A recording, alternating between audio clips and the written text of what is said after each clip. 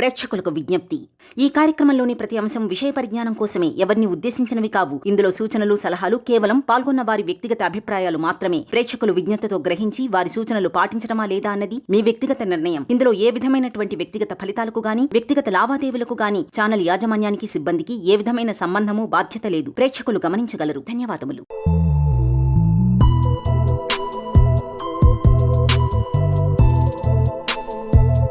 నమస్కారం డాక్టర్ బండి విశ్వేశ్వరరెడ్డి గారు. నమస్కారం నాగరాజు గారు. Mind, money, psychology. సో ప్రత్యేకించి ఈ సబ్జెక్ట్లో money, visualization, attraction, affirmation. So ఈ ఎపిసోడ్లో ఏం చెప్తున్నారు సార్? ఈ ఎపిసోడ్లో విజువలైజేషన్, కొంత అఫర్మేషన్ గురించి తెలుసుకుందాం. విజువలైజేషన్, శివ ఓం. విజువలైజేషన్ అంటే ఏంటంటే ఊరికే ఊహించడం అనేది కాదు, దాన్ని భావించడం అని. అంటే చాలామందికి అఫర్మేషన్స్ ఫెయిల్ అవుతుంటాయి. ఎందుకు ఫెయిల్ అవుతుంటాయంటే అదేదో చిన్నప్పుడు ఎక్కాలు నేర్చుకుంటారు కదా, 2 1 2 2 2 అలా చెప్తుంటారు. అలా కాదు, మనం ఫీల్ అయ్యి from the bottom of heart మనం పూర్తిగా ఫీల్ అయ్యి దాన్ని నమ్మి చేయాలి. అప్పుడే దాన్ని వర్కౌట్ అవుతుంది. ఎప్పుడైతే నమ్మకం ఉంటుందో అక్కడే రిజల్ట్ ఉంటుంది. నమ్మకం లేని చోట రిజల్ట్ ఉండదు. ఎస్పెషల్లీ డాక్టర్స్ మాకు బాగా తెలుసు. కాబట్టి ఈ విజువలైజేషన్ అని అంటే ఏంటంటే ఒక మైండ్ యొక్క పవరు ఎంత అనేది మీరు ఊహించలేరు, క్యాల్కులేషన్ కూడా చేయలేరు. ఫర్ ఎగ్జాంపుల్, ఇప్పుడు ప్రతిదానికి ఇప్పుడు వేగాన్ని కిలోమీటర్లతో కొలుస్తాం, ద్రవాన్ని లీటర్లతో కొలుస్తాం. ఆ రకంగా ప్రతిదానికి ఒక కొలబద్దత, ఒక మాప్ అనేది ఉంటుంది, అంటే ఒక మెజర్మెంట్స్ అనేది ఉంటుంది, యూనిట్. కానీ ఈ మైండ్ యొక్క ఆలోచనలు, దాని యొక్క పవర్కు ఇంతవరకు ఎవరు యూనిట్ను చేయలేకపోయారు. ఎందుకంటే ఇన్ఫినిటీ. E=mc². ఆల్బర్ట్ ఐన్స్టీన్ కనుక్కున్నాక ప్రపంచాన్ని ఊపేశారు ఆయన, సాపేక్ష సిద్ధాంతం కనుక్కున్నాక. కాబట్టి ఎలా కనుక్కోగలిగారు మరి? అంతకు ముందు వాళ్ళకి ఎందుకు రాలేదు? ఇప్పుడు దాన్ని తప్పు అని కూడా ప్రూఫ్ చేయలేకపోతున్నారు దాన్ని, లేదా దానికి యాడ్ కూడా చేయలేకపోతున్నారు. కాబట్టి అంత వండర్ఫుల్గా ఎలా చేశారనంటే that is nothing but visualization, that subconscious mind. అందరికీ మైండ్ ఒకటే అని అనుకుంటారు. That is 100% wrong. మైండ్ ఒకటి కాదు, 2 రకాలుగా. ఒకటి కాన్షియస్, ఎప్పుడు నేను మీకు మాట్లాడుతున్నాను ఇది కాన్షియస్. సబ్ కాన్షియస్ ఇంకొకటి ఆలోచిస్తుంటుంది.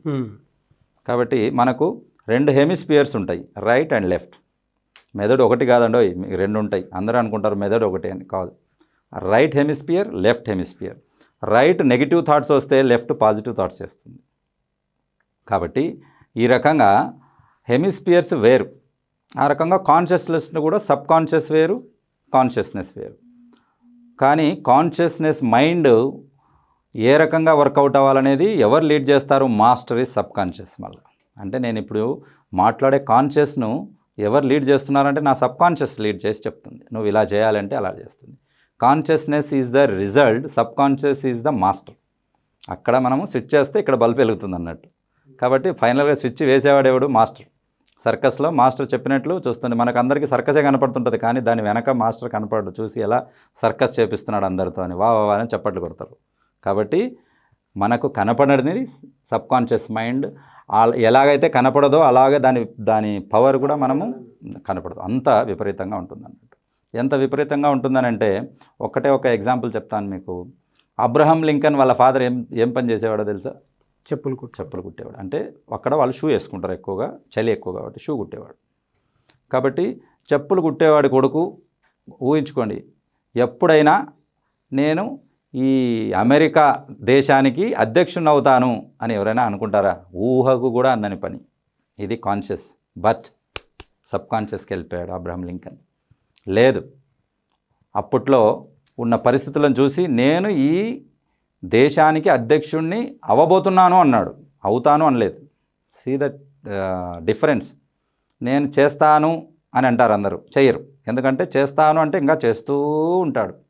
చేసేసాను అనాలి, అంటే అయిపోయింది అని. అప్పుడు మన సబ్ కాన్షియస్ రెడీ అయిపోతుంది. అబ్బాయి బాబాయ్ అయిపోయింది అంటున్నాడు, ఎలా చేయాలి? మరి నేను ఈ దేశానికి అధ్యక్షుడిని అయిపోయానని గమనం కూర్చోలేదు అబ్రహం లింకన్. దానికి కావాల్సిన ఎఫోర్ట్ చూశాడు, దానికి కావాల్సిన స్టడీ చేశాడు. వాళ్ళ ఫాదర్కి హెల్ప్ చేస్తూనే బయట సైడ్ బిజినెస్ చేసుకుంటూ చదువు పూర్తి చేశాడు. ఊరికే నేను అయిపోతానని ఇంట్లో కూర్చొని 3 పూట్లు తిని పడుకోలేదు. ఎంతగా ఎఫోర్ట్ చేశాడనంటే ఆ ఎఫోర్ట్స్ వచ్చేసి అతన్ని బ్యారిస్టర్ లా చేసాయి అని అంటే లా చదివాడని. లా చదివాక ఎన్నో ఓటములు చవి చూశాడు. వార్డు మెంబర్ నుంచి మున్సిపల్ కౌన్సిలర్ దగ్గర నుంచి చాలాసార్లు ఓడిపోయాడు. ఓడిపోయాను కదా అని వెనుదిరగలేదు. ఎందుకు? సబ్కాన్షియస్ వెనక చాలా బలంగా ఉంది. ఎస్, నువ్వు కాబోతున్నావు, ఈరోజు ఒక మెట్టు దిగొచ్చు, రేపు 2 మెట్లు నువ్వు ఎక్కుతావు అనేది సపోర్ట్ చేస్తూనే ఉంది. సబ్కాన్షియస్ మైండ్లో ఫిక్స్ అయిపోయాడు ఆయన, నేను అమెరికాకి అధ్యక్షుని అవ్వబోతున్నా అని. అంతే. ఇప్పుడా రేపా ఎల్లుండే that doesn't matter, I have to become the president of United States of America అన్నాడు. ఫైనల్గా అయ్యాడు. కాబట్టి ఎన్ని ఆటుపోట్లు వచ్చినా ఎన్ని వచ్చినా ఫైనల్గా he became the president of the United States of America because subconscious mind ముందు నుంచే ఫీడ్ చేసి పెట్టాడు. కాబట్టి మనము మన పిల్లలకి అరే వెధవా, అరే పనికిమాలిన వెధవా, నీకేమీ రావు, అరే మూర్ఖుడు ఇలా చెప్పొద్దండి. అలా చెప్పినప్పుడు వాడు మూర్ఖుడు, వెధవా వెధవా అని అంటే అవును నేను వెధవనే ఉన్నట్టున్నాను, తెలివి లేదు, అవును నాకు తెలివి లేనట్టుంది, ఇంకా తెలివి ఎప్పుడు పనిచేస్తుంది. వాళ్ళను అలా తిట్టకూడదు. మనకు పాత పద్ధతులు కొన్ని ఉన్నాయి. ఇంట్లో ఏదైనా వస్తువులు అయిపోతే ఏమని చెప్తారు తెలుసా ఇంట్లో వాళ్ళు? ఐడియా ఉందా మీకు? బియ్యం అయిపోయినాయి తీసుకురా అని ఈరోజు అంటారు. చెప్పరు. ఏమండి బియ్యం నిండుకున్నాయి తీసుకురండి అంటారు. ఏమంటది?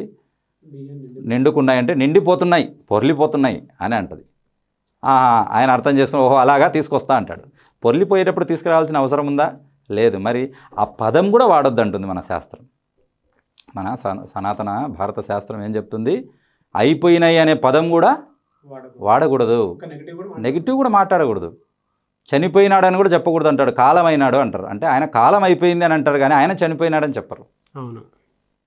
స్వర్గస్థులైనారు అంటారు కానీ చనిపోయినాడు అని చెప్పరు. కాబట్టి ఏది చూసినా positive positive, it's blessing of positive అన్నట్టు.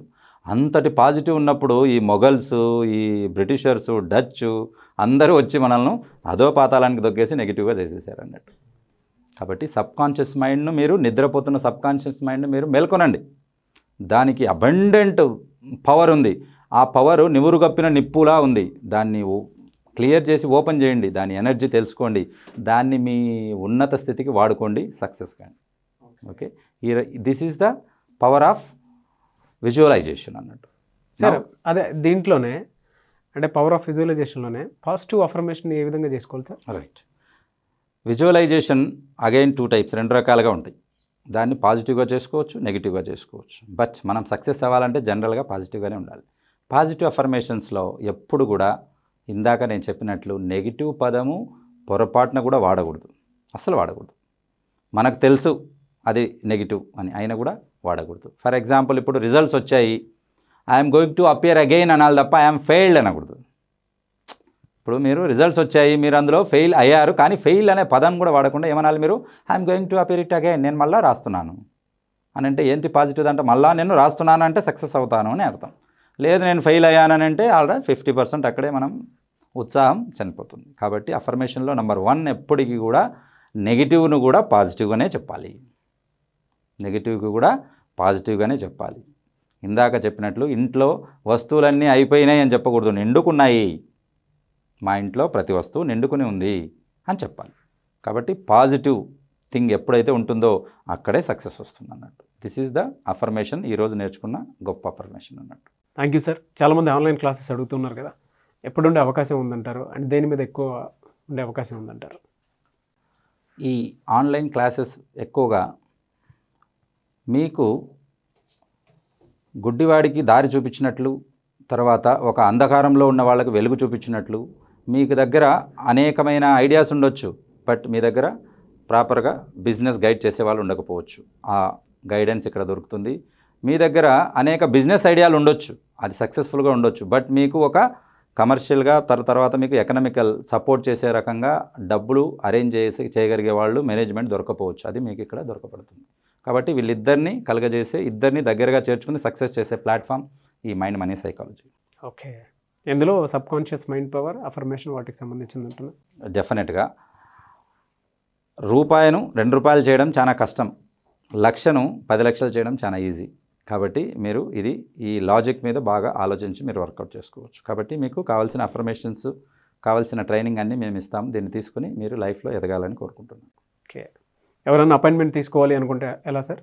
They can call the scrolling numbers. వాళ్ళు కింద స్క్రోల్ అయ్యే నెంబర్కి కాల్ చేసి అపాయింట్మెంట్ తీసుకొని రిజిస్ట్రేషన్ చేసుకోవచ్చు. Thank you sir. Thank you so much doctor బండి విశ్వేశ్వరరెడ్డి గారు. థ్యాంక్ యూ నాగరాజ్ గారు. చూసారు కదండి వీడియో. ఈ వీడియోపై మీ అభిప్రాయాన్ని కామెంట్ రూపంలో తెలియచేయండి. అండ్ మీరు పర్టికులర్గా సో ఈ మనీ మంత్ర సబ్జెక్టుకి సంబంధించింది కానీ, లేదంటే మైండ్, మనీ, సైకాలజీ ఈ సబ్జెక్ట్ని అర్థం చేసుకోవాలనుకున్నా, లేదంటే నేర్చుకోవాలనుకున్నా, మనీ అట్రాక్ట్ చేయాలనుకున్నా, అఫర్మేషన్ చేసుకోవాలనుకున్నా, విజువలైజేషన్ టెక్నిక్ ఎక్కువగా ఫాలో అవ్వాలనుకున్నా, అండ్ అది అర్థం చేసుకోవాలనుకున్నా, అండ్ ఫ్యూచర్లో మనీ ఐడియాస్ గురించి కానీ, ఇన్వెస్ట్మెంట్ గురించి కానీ, బిజినెస్ టేకప్ గురించి కానీ, లేదంటే కార్పొరేట్ మెంటరే మీకు కావాలనుకున్నా సరే స్క్రీన్ మీద కనిపిస్తున్న నెంబర్కి వెంటనే సంప్రదించండి. సలహాలు సూచనల కోసం ఖచ్చితంగా సో మీకు ఏమున్నా సరే, అండ్ ఆన్లైన్ క్లాసెస్ కానీ, వర్క్షాప్ కానీ, ఆఫ్లైన్ క్లాసెస్ కానీ ఏది ఉన్నా సరే స్క్రీన్ మీద కనిపిస్తున్న నెంబర్కి వెంటనే సంప్రదించండి. అండ్ ఈ వీడియో లైక్ చేయండి. అండ్ కామెంట్ బాక్స్లో మీ థాట్స్ ఏమున్నా సరే ఖచ్చితంగా షేర్ చేయండి. Thank you.